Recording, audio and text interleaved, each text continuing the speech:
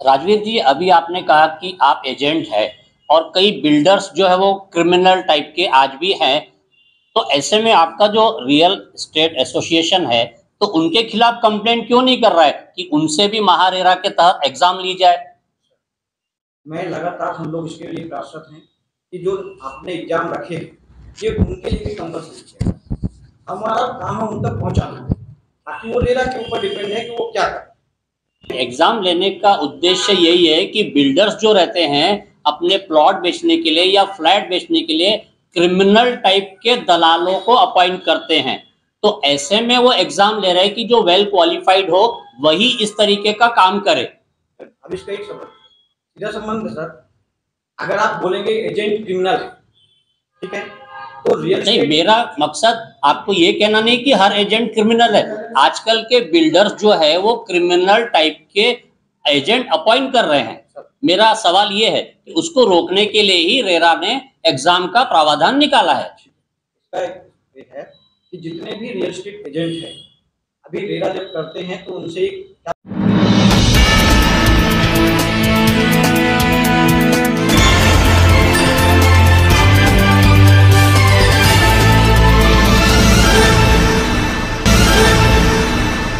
हम लोग यहाँ इसलिए आए हुए हैं कि अभी महारेरा का एग्जाम लगातार चालू है एजेंट के लिए। पिछली बार हमने ये बोला था कि एजेंट के जो एग्जाम है, रियल एस्टेट जो फील्ड है वो ऐसी फील्ड है कि यहाँ पे पढ़े लिखे बहुत कम लोग हैं एजेंट, उनके लिए भी महारेरा ने एग्जाम रखा।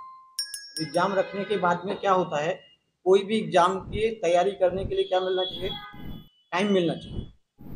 लेकिन कल महाराष्ट्र गवर्नमेंट ने यानी महारेरा ने एक नोटिफिकेशन निकाला कि 4 तारीख को एग्जाम, मतलब जो नोटिफिकेशन इससे पहले 10 दिन 15 दिन पहले निकलते थे एग्जाम के, वो नोटिफिकेशन निकाला कि 4 तारीख को एग्जाम है।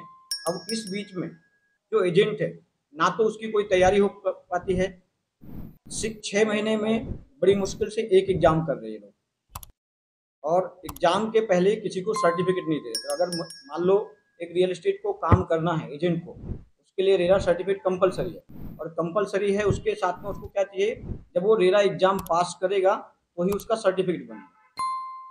अब 6 महीने में एग्जाम लेंगे, उसमें भी तैयारी का कोई मौका नहीं है। तैयारी करना है, कुछ भी करना है तो कैसे करेंगे, कि कोई तैयारी नहीं, कोई भी गाइडलाइन नहीं है। कल शाम तक मैंने महारेरा को खुद फ़ोन किए कि आप अगर एग्ज़ाम फाइनल कर रहे हैं तो उसकी डेट हमें बता दीजिए, क्योंकि नए साल में सभी लोग बाहर रहते हैं, कोई भी तैयारी करेगा या नहीं करेगा उसकी कोई गारंटी नहीं।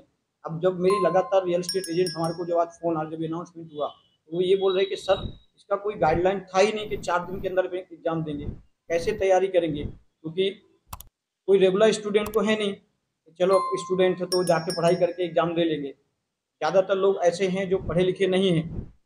तो उस सिचुएशन के लिए हमने ये चीज़ किया हुआ है।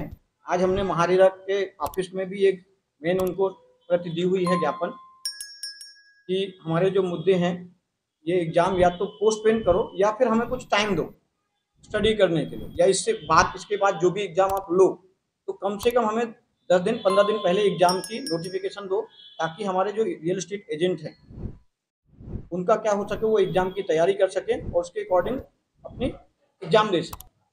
बोला है कि जो आप एग्ज़ाम 6-6 महीने में ले रहे हैं वो एग्ज़ाम ऐसे हर महीने लो, ताकि जितने ज़्यादा एजेंट हैं वो क्वालिफाई कर सकें और उनके वर्किंग में तकलीफ ना हो। तो ये हमने आज महारेरा को ये रखा हुआ है, उनको दिया हुआ है, साथ में मेल भी किया हुआ है महारेरा हेड डिपार्टमेंट मुंबई। तो ये मेन मुद्दे थे सर। बिना एग्जाम के हमारा जो भी रियल एस्टेट में काम करने वाला एजेंट है उसको उसका रेरा का सर्टिफिकेट नहीं मिलेगा, और अगर रेरा सर्टिफिकेट नहीं मिलेगा तो उसका कमीशन नहीं मिलेगा। ये सर 2023 फरवरी 2023 से शुरू किया है, पर इन्होंने 2023 में 4 एग्जाम दिया, फरवरी और 2024 में सिर्फ 3 एग्जाम, अभी तक टोटल ये 6वां एग्जाम। सर एग्जाम पहले इन्होंने शुरुआत में साल में 3-4 एग्जाम देते थे, 2024 में इन्होंने सिर्फ 2 एग्जाम दिए, अभी 25 लगने का आज से शुरुआत है, तो उसी 25 का जो 2024 में होना चाहिए था हाँ, एग्जाम टफ होती सर, IBPS एग्जाम कंडक्ट करता है। और अगर इनसे कोऑर्डिनेशन करने जाओ तो IBPS बोलता है कि हमें नहीं मालूम है, आप महारेरा से बात करो, और महारेरा के जब आप फोन लगाएंगे तो वो बोलेंगे हमें नहीं पता है, आप IBPS से बात।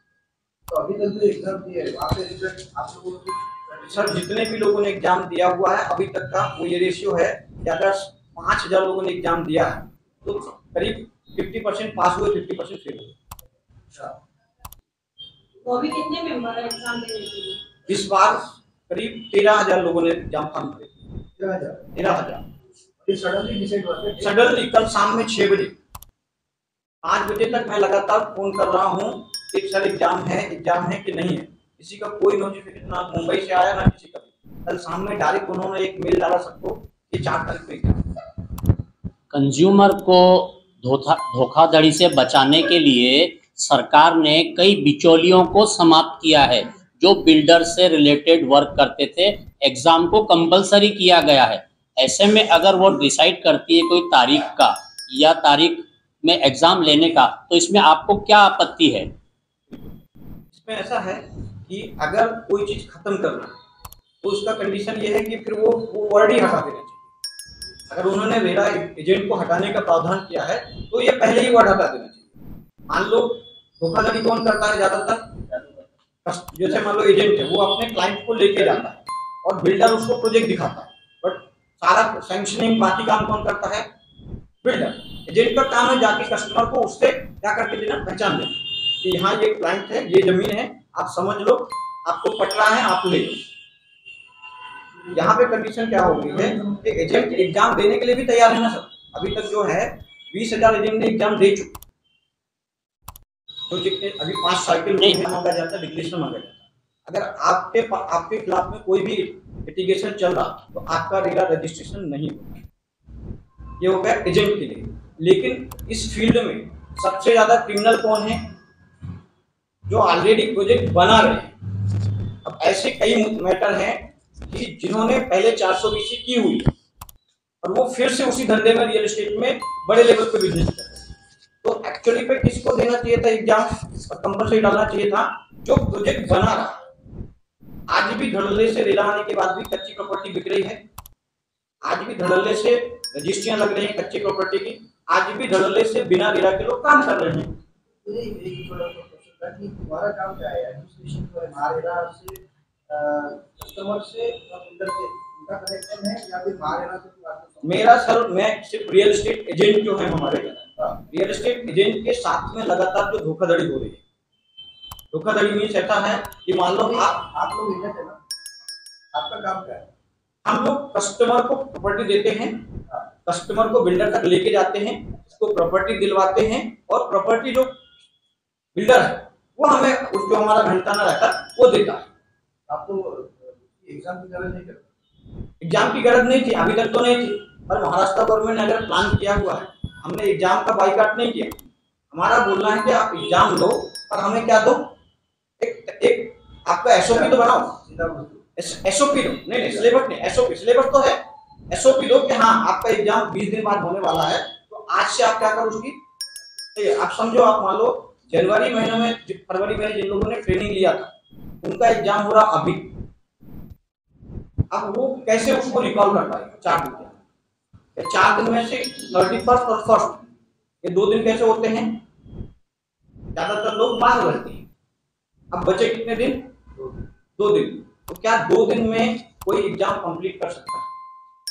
और वो भी IBPS कंडक्टेड, जिसका कंडीशन ये है कि आप कुछ भी चीज नहीं कर सकते।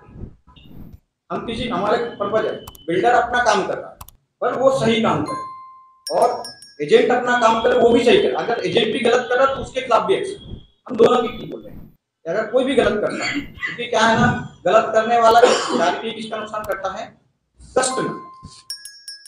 वो ग्राहक को कहीं पे भी नुकसान होता है।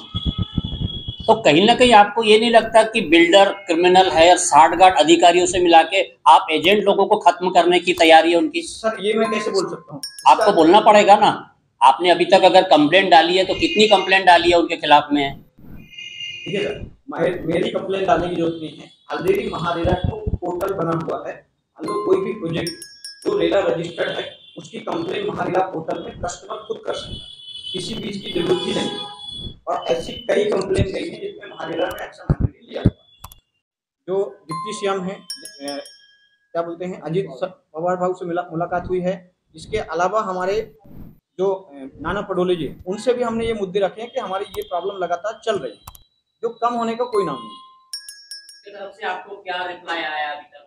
4 तारीख को एग्जाम होने वाली जैसा कि आप बता रहे हैं, क्या रिप्लाई है? कोई रिप्लाई नहीं है। आपका अगला कदम क्या होगा फिर? अभी हमने जो चीज करना था हमने उनको मेल कर दिया।